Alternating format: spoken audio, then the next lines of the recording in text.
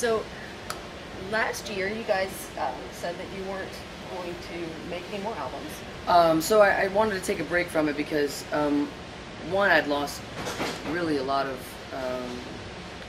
passion for it, and I didn't want to just keep putting out a record that wasn't authentic or genuine. My fans deserve better than that. My creative spirit deserves better than that. So we took a year off. We did some touring just to keep in touch with the fans and keep sharp. But I focused on some other creative endeavors. I wrote a book of short stories. I did an audiobook. I did voiceover work in the Hobbit movie, Battle of Five Armies. Yeah. What did you voice over? I did 6 different creatures in it. Surprise, surprise. And then I guess after that, songs started to appear in my brain and melodies started coming around, and I felt like that maybe it was the right time to start trying to think about writing another record. And then I spoke to Aristotle, my guitar player, and he had been writing some stuff too. So it was really this kind of, and it was very similar in approach and style, so it felt like maybe it was the right time, and so we decided let's just hit the road again and start feeling what that feels like, and then we started to get some label interest after we did Knotfest back in October, and these guys started creeping around, knocking on the doors and sending messages and stuff, and so I still haven't decided what we're doing yet as far as writing another record or signing with a label. I'm not sure I can go back into that world. If I do, then it's going to be with someone who understands who and what we are, and what our fans mean to us and what our fans expect from us.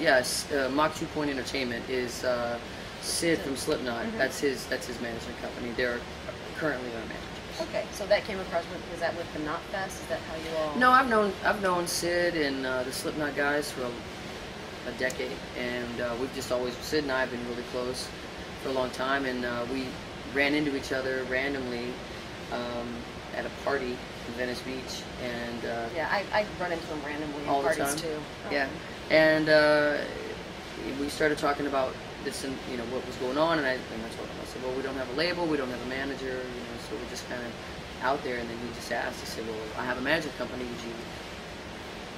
would you mind if I managed you?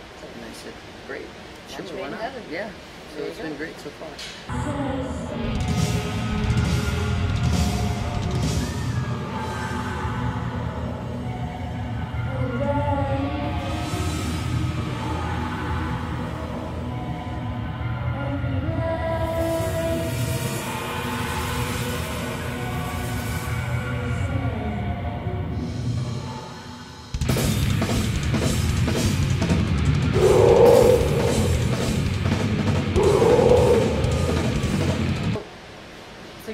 Alluded that you have more songs and you're writing new songs, so or should we expect an album sometime soon? I don't know. Like I said, I'm not really sure what we're going to do with it just yet. It's a difficult process to give your babies away to strangers. I've not been the biggest fan of file sharing of illegally downloaded music. I think I've seen it. I've seen what the effect it's had on the music industry, and what labels are willing to sign, what labels are willing to invest their money in, which is, mostly pop acts, hip hop, where, there are bands like mine who live in the underground, we rely heavily on that, and labels are getting the budgets for what they're willing to spend on record budgets, smaller, or just tiny, just microscopic, and, it makes it difficult when you're, I've been doing this now for over a decade, and I've seen it, the music industry itself sort of cannibalize itself.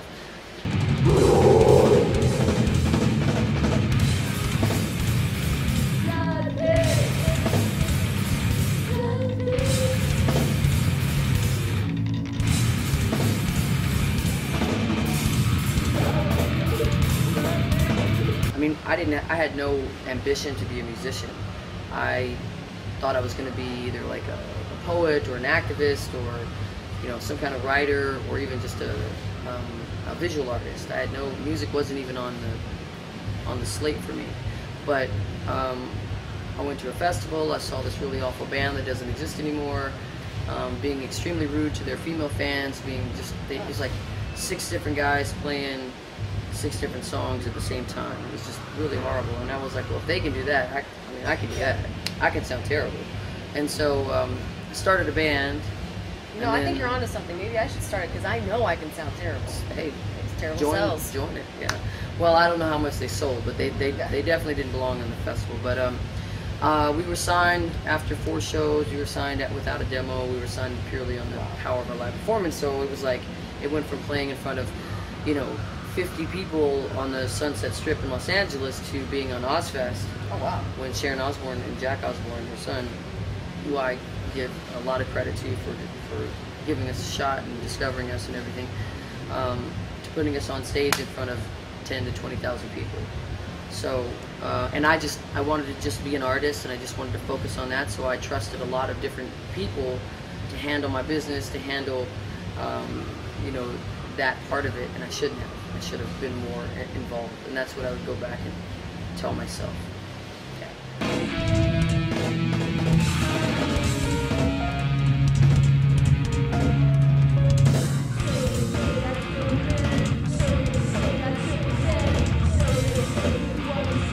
I'm a compassionate person in some ways, in many ways, but yet I don't do well with stupidity, especially the willingly stupid. There is this, I think, an essence of invincible ignorance that permeates a lot of our population.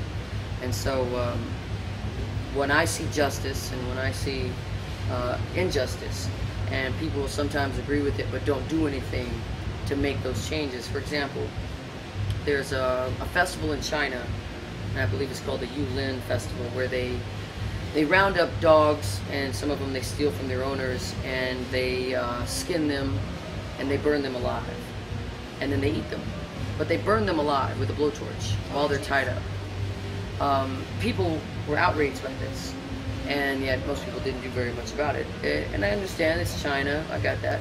But similar things happen to other animals in this country, with pigs and chickens and cows, and the very similar types of slaughtering and butchering occurs, and then that kind of inhumane cruelty happens all the time, and yet no one says anything. And yet if they do see a video where they see an animal being abused in the slaughterhouse, they'll say, oh, that's terrible, but yet then they'll still go out and order, you know, a pork chop later. Through these jungles of fire, and past these mountains of pure power. Oh, this world is a fucking holocaust. I see, you know, people who will say they believe in justice for all, but yet they'll make a dividing line where that justice lives, whether it's with women who still don't make the same amount of money as men, and this is the 21st century, whether it's with same-sex rights, whether it's with cops killing minorities eagerly when a crazy 21-year-old can walk into a church and mow down, you know, a group of people. He's arrested without incident. Right.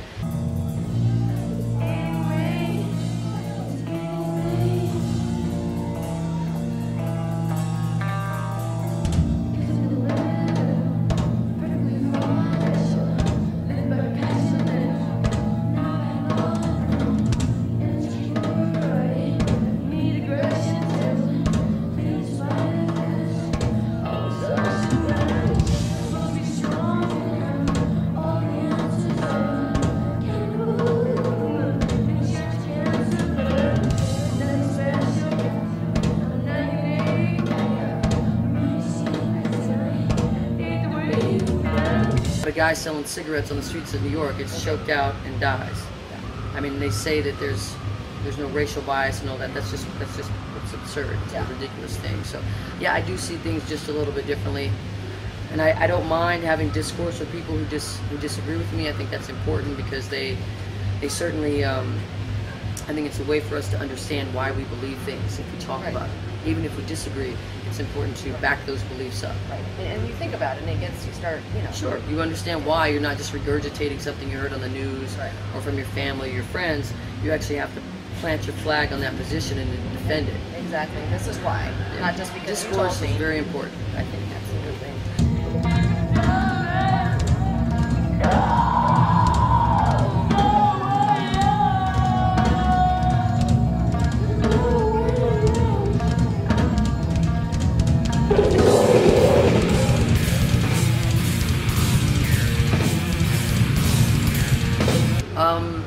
What to expect tonight is a complete and total mutiny of the senses. And that's what to expect from the mutilated. Thank you so much. Oh, you're